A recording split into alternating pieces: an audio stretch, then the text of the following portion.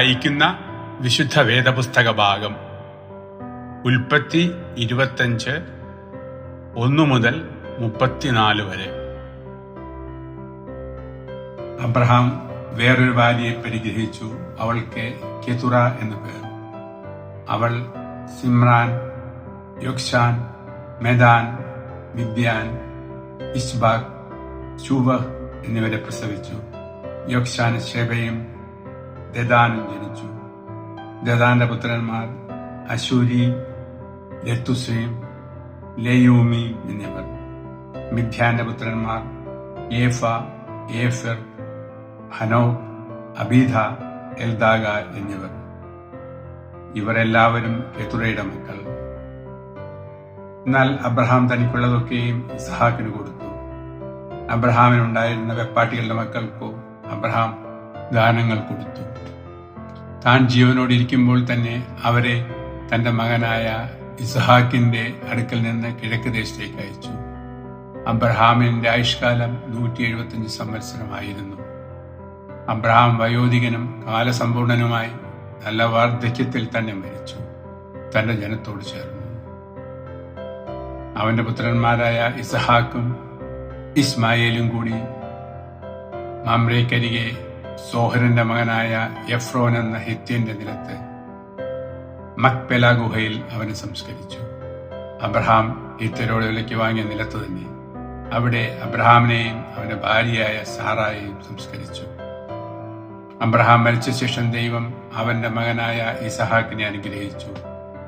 ഇസഹാക്ക് ബേർലഹയോരിക്കരികെ പാർത്തു.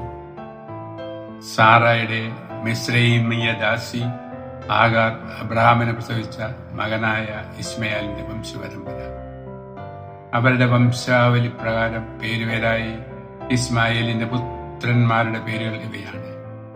ഇസ്മയാലിന്റെ ആദിജാതൻ നെബായോത്ത്, കേദാർ, അദ്ബയോൽ, മിബ്ഷ, മിസ്മ, ധൂമ, മഷ, അദാദ്, തേമ, യേതു, നാഫിഷ്, കെദേമ. 12 പ്രഭുക്കന്മാരായ ഇസ്മായേലിന്റെ പുത്രന്മാർ അവരുടെ ഊരുകളിലും പാളയങ്ങളിലും വംശം വംശമായി ഇവർ ആകുന്നു. അവരുടെ പേരുകൾ ഇവ തന്നെ. ഇസ്മായേലിന്റെ ആയുഷ്കാലം 137 സംവത്സരമായിരുന്നു. അതിനുശേഷം അവൻ മരിച്ചു തന്റെ ജനത്തോട് ചേർന്നു. ഹവില തുടങ്ങി അശൂരിലേക്ക് പോകുന്ന വഴിയിൽ മിസ്രൈമിന് കിഴക്കുള്ള ഷൂർ വരെ അവർ പാർത്തിരുന്നു.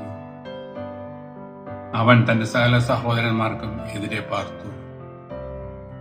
അബ്രഹാമിന്റെ മകനായ ഇസഹാക്കിന്റെ വംശപാരമ്പര്യം. അബ്രഹാമിന് ഇസഹാക്ക് ജനിച്ചു. ഇസഹാക്കിന് 40 വയസ്സായപ്പോൾ അവൻ പദ്ധൻ അരാമിലുള്ള അരാമ്യനായ ബെഥുവേലിന്റെ പുത്രിയും അരാമ്യനായ ലാബാന്റെ സഹോദരിയുമായ റിബേക്കയെ ഭാര്യയായി പരിഗ്രഹിച്ചു. തന്റെ ഭാര്യ വന്ധ്യയായിരുന്നത് കൊണ്ട് ഇസഹാക്ക് അവൾക്ക് വേണ്ടി യഹോവയോട് പ്രാർത്ഥിച്ചു. യഹോവ അവന്റെ പ്രാർത്ഥന കേട്ടു. അവന്റെ ഭാര്യ റിബേക്ക ഗർഭം ധരിച്ചു. അവളുടെ ഉള്ളിൽ ശിശുക്കൾ തമ്മിൽ തിക്കിയപ്പോൾ അവൾ, ഇങ്ങനെയായാൽ ഞാൻ എന്തിനു ജീവിക്കുന്നു എന്ന് പറഞ്ഞു. യഹോവയുടെ അരുളപ്പാട് ചോദിപ്പാൻ പോയി.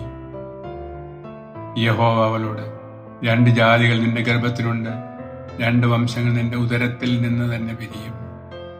ഒരു വംശം മറ്റേ വംശത്തിലും ശക്തിപ്പെടും. മൂത്തവൻ ഇളയവനെ സേവിക്കും എന്ന് അരുളി ചെയ്തു. അവൾക്ക് പ്രസവകാലം തികഞ്ഞപ്പോൾ ഇരട്ടപ്പിള്ളകൾ അവളുടെ ഗർഭത്തിലുണ്ടായിരുന്നു. ഒന്നാമത്തവൻ ചുവന്നവനായി പുറത്തു വന്നു. ശരീരം മുഴുവൻ രോമം കൊണ്ടുള്ള വസ്ത്രം പോലെ ഇരുന്നു. അവന് ഏശാവ് എന്ന് പേരിട്ടു. പിന്നെ അവന്റെ സഹോദരൻ പുറത്തു വന്നു. അവന്റെ കൈ ഏശാവിന്റെ കുതികാൽ പിടിച്ചിരുന്നു. അവന് യാക്കോബ് എന്ന് പേരിട്ടു. അവൾ അവരെ പ്രസവിച്ചപ്പോൾ ഇസഹാക്കിന് 60 വയസ്സായിരുന്നു. കുട്ടികൾ വളർന്നു. ഏശാവ് വേട്ടയിൽ സമർത്ഥനും വനസഞ്ചാരിയും യാക്കോബ് സാധുശീലനും കൂടാരവാസിയുമായിരുന്നു. ഏശാവിന്റെ വേട്ടയിറച്ചിയിൽ രുചി പിടിച്ചിരുന്നതുകൊണ്ട് ഇസഹാക്ക് അവനെ സ്നേഹിച്ചു. റിബേക്കയോ യാക്കോബിനെ സ്നേഹിച്ചു.